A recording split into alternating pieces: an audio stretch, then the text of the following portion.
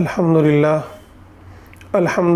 نحمده ونستعینه ونستغفره ونؤمن به ونتوکل علیہ ونعوذ باللہ من شرور انفسنا ومن سیئات اعمالنا من يهده اللہ فلا مضل له ومن يضلله فلا هادی له واشهد ان لا الہ الا اللہ وحدہ لا شریک له واشهد ان سیدنا ومولانا محمدا عبدہ ورسولہ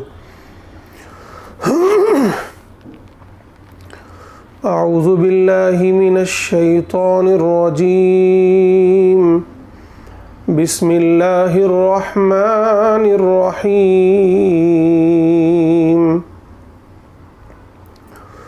الحمد للہ رب العالمین الرحمن الرحیم مالک یوم الدین ایاک نعبد و ایاک نستعین اہدنا الصراط المستقیم صراط الذین انعمت علیہم غیر المغضوب علیہم ولا الضالین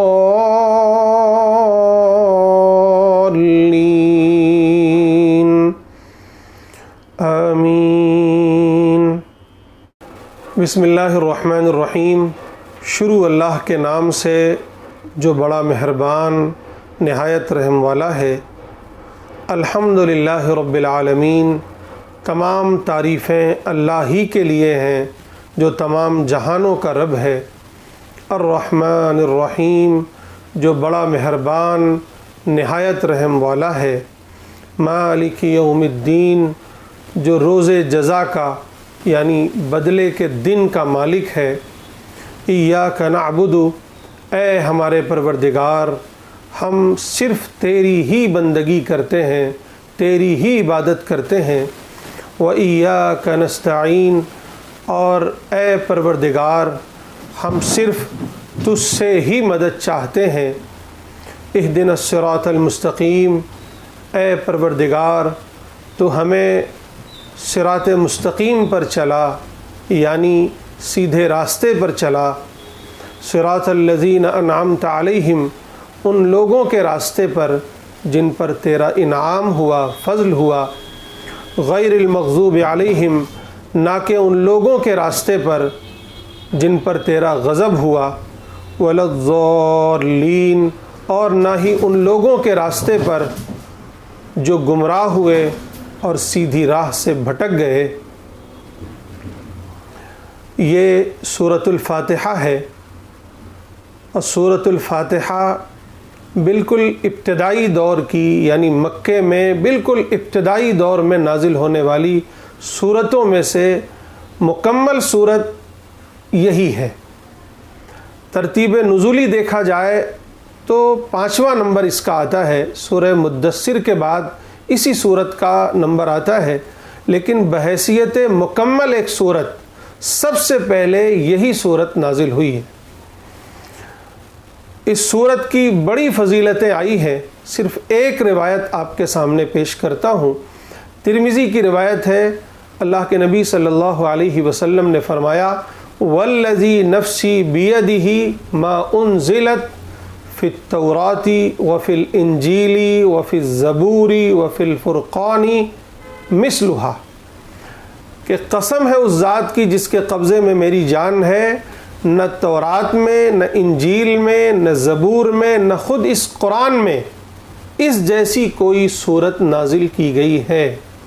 اور یہی سبع مثانی ہے، اور سبع مثانی کہتے ہیں بار بار پڑھی جانے والی 7 آیتیں، اور یہی وہ سورۃ الفاتحہ ہے، القرآن العظیم۔ اور یہی وہ قرآن مجید ہے یا قرآن مجید کا جز ہے جو مجھے عطا ہوا ہے، اللہ کے نبی صلی اللہ علیہ وسلم کا ارشاد گرامی۔ اس سورت کے مضامین پر اگر ہم غور کریں تو معلوم یہ ہوگا کہ اللہ تعالیٰ نے ہم انسانوں کو، ہم بندوں کو ایک دعا سکھلائی ہے۔ نہ صرف یہ کہ دعا سکھلائی ہے بلکہ دعا کا جو طریقہ ہے، دعا مانگنے کا جو سلیقہ ہے، وہ بھی سکھلایا ہے ہمیں کہ سب سے پہلے اپنے پروردگار کی حمد و ثنا بیان کرو، اس کا شکر بجا لاؤ، اپنی بندگی کا اظہار کرو، اور پھر اس کے بعد اپنی درخواست سامنے رکھو۔ اس صورت میں توحید کا بھی ذکر ہے، آخرت کا بھی ذکر ہے، صراط مستقیم کیا ہے اس کی وضاحت ہے، کون لوگ سیدھی راہ پر تھے ان کا بھی تذکرہ ہے اجمالاً، اور کون لوگ ہیں جن پر اللہ کا غضب ہوا، کون لوگ ہیں جو راہ سے بھٹک گئے، ان کا بھی تذکرہ ہے۔ گویا یہ پورے قرآن مجید کا خلاصہ ہے۔ یہی وجہ ہے کہ احادیث میں سورۃ الفاتحہ کے جو بہت سے نام آئے ہیں، ان میں ایک نام ام الکتاب بھی ہے، یعنی ام القرآن بھی ہے، یعنی یہ قرآن مجید یا اس کتاب کی ماں ہے، یعنی تمام جو مضامین قرآن مجید میں بیان ہوئے ہیں اس کا خلاصہ اس صورت میں اس کا خلاصہ ہے، ان تمام مضامین کا خلاصہ ہے گویا۔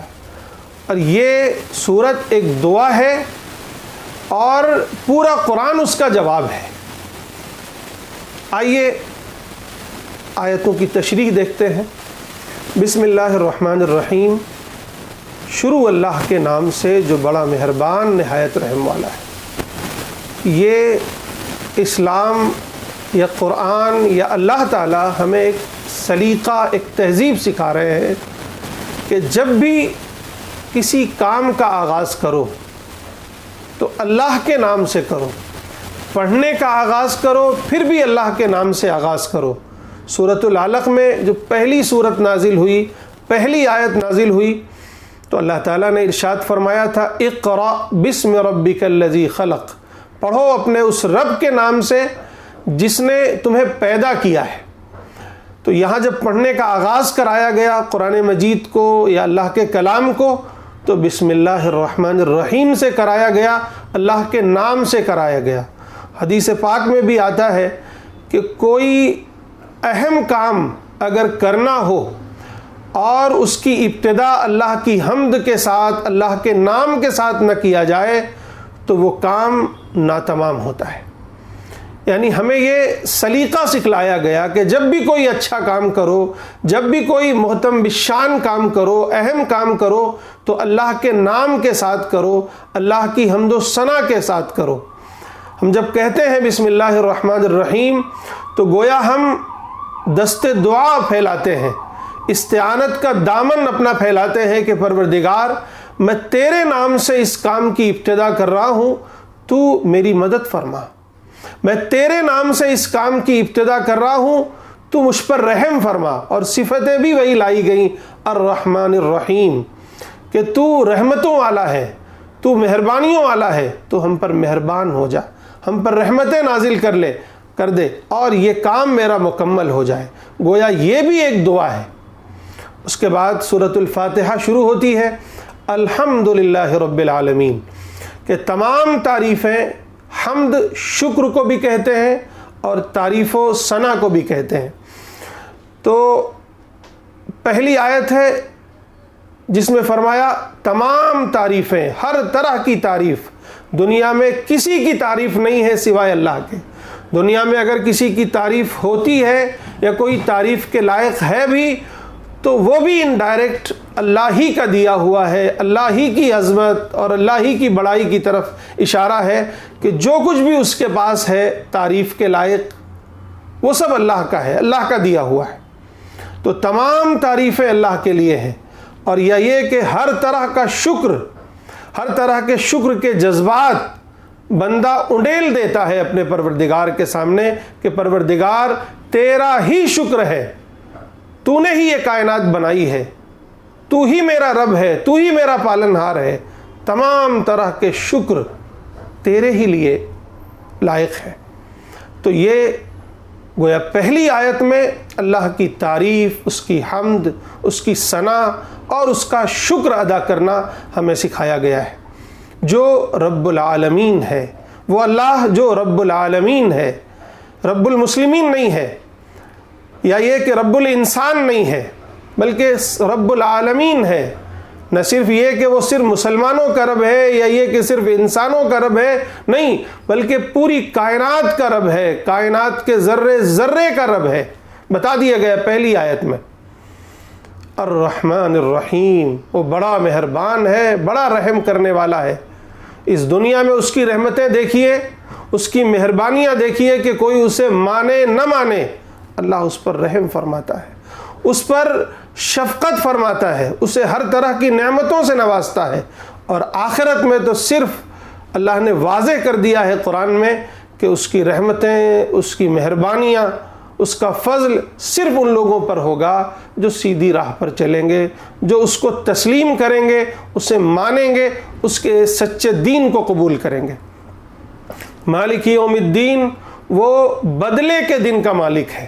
ویسے تو وہ آج بھی مالک ہے، کل بھی مالک تھا اور ہمیشہ ہمیش کے لیے مالک ہے، لیکن یہ دنیا، اس دنیا کا نظام، یہاں کا سسٹم ایسا ہے کہ اللہ تعالیٰ نے یہاں انسانوں کو ایک خاص قسم کا اختیار دے رکھا ہے، بہت سی چیزوں پر اسے مالک بنا رکھا ہے۔ لیکن قیامت کا دن وہ دن ہوگا، بدلے کا دن وہ دن ہوگا جہاں یہ اعلان کر دیا جائے گا کہ آج صرف اور صرف رب العالمین کی حکومت ہے، صرف اسی کی بات چلے گی، وہی مالک ہے۔ جو ملکیت، جو کچھ بھی اختیار تمہیں دنیا میں دیا گیا تھا وہ سب آج ختم ہو چکا ہے۔ آج اگر کوئی مالک ہے تو صرف رب العالمین ہے، صرف اللہ ہے، صرف تمہارا خالق ہے، تمہارا پروردگار ہے۔ یہ آیت ہمیں بتاتی ہے، اس طرف ہمارا ذہن جانا چاہیے اور ہمیں اس طرف متوجہ کرنا چاہتی ہے یہ آیت کہ یاد رہے کہ ایک دن تمہیں اپنے اس مالک کے سامنے، اس رب العالمین کے سامنے کھڑا ہونا ہے اور تمہارے اعمال کا تمہیں بدلہ ملنا ہے۔ پھر اس کے بعد اگلی آیت میں ایاک نعبد و ایاک نستعین، یہ اقرار بندگی ہے، یہ اظہار محتاجگی ہے کہ ایاک نعبد و ایاک نستعین، کہ اے ہمارے پروردگار، میں اس بات کا اقرار کرتا ہوں کہ صرف تیری ہی عبادت کروں گا، تیری ہی بندگی کروں گا، تیرے علاوہ کوئی کسی اور کی بندگی نہیں کر سکتا۔ کسی انسان کے پاس جو سب سے بڑی چیز ہوتی ہے دینے کے لائق، جو کسی کو سب سے بڑی چیز دے سکتا ہے، وہ اپنی بندگی اور اپنی عبادت ہے۔ اور یہاں بندہ اقرار کر رہا ہے، بلکہ اللہ تعالیٰ اقرار کروا رہے ہیں کہ اقرار کرو کہ تم صرف میرے بندے ہو، میری عبادت کرو گے، کسی اور کی عبادت نہیں کرو گے۔ یہی ہے مطلب لا الہ الا اللہ کا۔ وَإِيَّاكَ نَسْتَعِينُ، یہاں اس بات کا اقرار ہے کہ اے پروردگار، دینے والی ذات تیری ہے، سننے والی ذات تیری ہے، صرف میں تجھ سے ہی مدد مانگوں گا، میں کسی اور کے سامنے دست سوال نہیں پھیلا سکتا، میں تیرا بندہ ہوں، تجھ سے ہی سوال کروں گا۔ اس بات کا اقرار، اس بات کا گویا عہد لیا گیا، اور اس کے بعد پھر یہ دعا سکھلائی گئی کہ اہدنا الصراط المستقیم، اے ہمارے پروردگار، ہمیں تو صراط مستقیم پر چلا، سیدھی راہ پر چلا۔ اور وہ سیدھی راہ ہے کون؟ جس پر تیرے مقبول بندے، تیرے نیک بندے، تیرے برگزیدہ بندے چلے ہیں، جن پر تیرا انعام ہوا ہے۔ وہ کون ہے؟ پہلی فہرست ہے انبیاء کی، پھر صدیقین کی، پھر شہداء کی، پھر صالحین کی۔ اللہ کے جتنے مقبول بندے اس دنیا سے گئے، ان کے راستے پر چلنے کا گویا یہاں ہمیں سبق سکھلایا جا رہا ہے، یہ بتایا جا رہا ہے کہ سیدھی راہ ہے کیا، صراط مستقیم ہے کیا۔ پھر آگے اس بات کی طرف بھی اشارہ کر دیا گیا کہ یہ بھی اپنی دعا میں کہو کہ نہ ان لوگوں کا راستہ ہمیں چاہیے، نہ ان لوگوں کے راستے پر چلنے کی کوشش کرو، نہ ان لوگوں کے راستے کی طرف توجہ کرو جن پر اللہ کا غضب ہوا ہے، جن پر اللہ کا غصہ ہوا ہے، جن سے اللہ تعالیٰ ناراض ہو گئے، یا یہ کہ وہ جو راستے سے بھٹک گئے، گمراہ ہو گئے، ایسے لوگوں کی راہ سے پناہ مانگو۔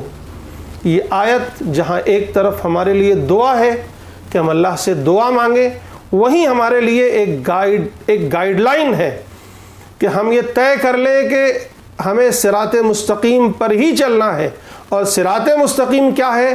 جو اللہ کے برگزیدہ بندے ہیں، جو مقبول بندے ہیں، ان کا راستہ ہے، نہ کہ ان لوگوں کا راستہ ہے جو اللہ کے غضب کے شکار ہوئے، جن پر اللہ کا عذاب آیا یا اللہ کا غصہ آیا، یا یہ کہ جو اللہ کی راہ سے بھٹک گئے اور اللہ کے دین کو چھوڑ دیا، پیغمبروں کے دین کو چھوڑ دیا، پیغمبروں کی راہ کو تج دیا، وہاں سے بھٹک گئے۔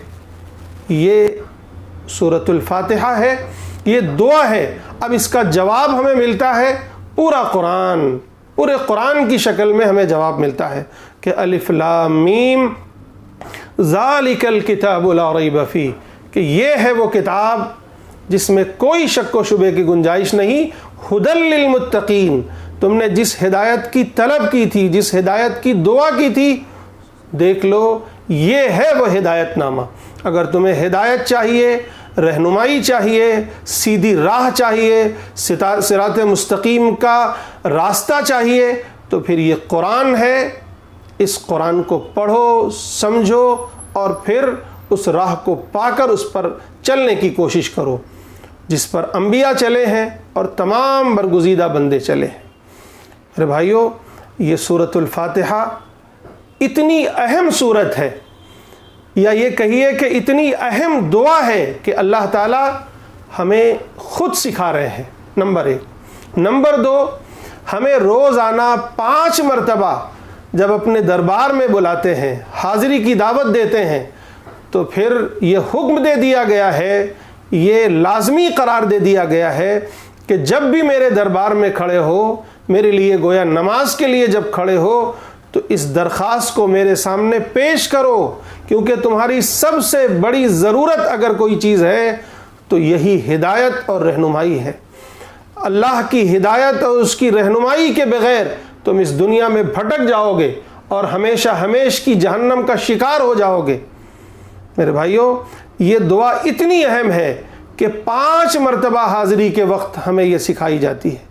نہ صرف یہ کہ 5 مرتبہ، بلکہ ہر نماز میں، ہر نماز کی ہر رکعت میں ہمیں یہ دعا پڑھنی ہے، اللہ کے سامنے پیش کرنی ہے۔ لیکن میرے بھائیوں، ذرا غور کیجئے کہ جو درخواست ہم اللہ کے حضور پیش کر رہے ہیں، جو دعا ہم اللہ کے حضور کر رہے ہیں، کیا ہمیں معلوم ہے کہ واقعی یہ دعا ہے؟ یا یہ کہ اس دعا میں، اس درخواست میں آخر ہم کیا مانگ رہے ہیں اپنے پروردگار سے؟ آج صورتحال یہ ہے کہ مسلمانوں کی اکثریت قرآن نہیں جانتی، قرآن نہیں سمجھتی، اور قرآن میں بھی یہ سورۃ الفاتحہ، جس کو روزانہ تقریباً 30 سے 40 مرتبہ ہر مسلمان جو نمازی ہے، نماز پڑھتا ہے، اس کو پڑھتا ہے، اس کی تلاوت کرتا ہے، لیکن اس کے باوجود یہ جاننے کی کوشش نہیں کرتا کہ آخر وہ کون سی ایسی چیز ہے جس کو اللہ تعالیٰ بار بار پڑھنے کو کہہ رہے ہیں، ہمارے سامنے، اپنے سامنے پیش کرنے کو کہہ رہے ہیں، اپنے حضور کھڑے ہو کر کے پیش کرنے کو کہہ رہے ہیں۔ کبھی غور نہیں کرتے۔ یہ کتنی نالائقی کی بات ہے ہماری، یہ کتنی کمبختی کی بات ہے، کتنی محرومی کی بات ہے۔ ذرا تصور کیجئے، آپ کسی بادشاہ کے سامنے آپ جائیں، ایک درخواست لے کر جائیں، اور بادشاہ آپ سے پوچھے کہ بھائی اس درخواست میں کیا ہے، آپ کہیں مجھے پتہ ہی نہیں ہے کیا درخواست ہے۔ وہ کیا کرے گا؟ وہ درخواست آپ کے منہ پہ مار دے گا۔ اور پھر ہم لوگ جب نماز میں کھڑے ہوتے ہیں تو کس بے توجہی کے ساتھ اس سورۃ الفاتحہ کو پڑھتے ہیں، جبکہ یہ تو ایک شرف تھا، اللہ سے ہم کلامی کا شرف، اللہ سے ملاقات کا شرف، اللہ سے باتیں کرنے کا شرف تھا، اللہ سے کچھ لینے، کچھ مانگنے کا شرف تھا، اللہ کے حضور کھڑے ہو کر کے۔ حدیث میں اسی لیے تو کہا گیا ہے کأنک تراہ، کہ تم اللہ کی عبادت اس طرح کرو جیسے تم اسے دیکھ رہے ہو، یا یہ نہیں ہو سکتا تو کم از کم یہ ہو کہ وہ مجھے دیکھ رہا ہے۔ جب ہم نماز میں کھڑے ہوتے ہیں تو یہ احساس ہونا چاہیے کہ میں اپنے پروردگار کے سامنے کھڑا ہوں اور یہ درخواست پیش کر رہا ہوں، اور یہ معلوم بھی ہونا چاہیے کہ یہ درخواست ہے کیا۔ اس لیے میرے بھائیوں، ہم پر لازم ہے، فرض کے درجے میں ضروری ہے کہ ہم قرآن مجید کو پڑھیں اور سمجھیں، جانیں کہ آخر اللہ تبارک و تعالی ہمارے لیے کیا میسج دیتے ہیں، کیا پیغام دیتے ہیں۔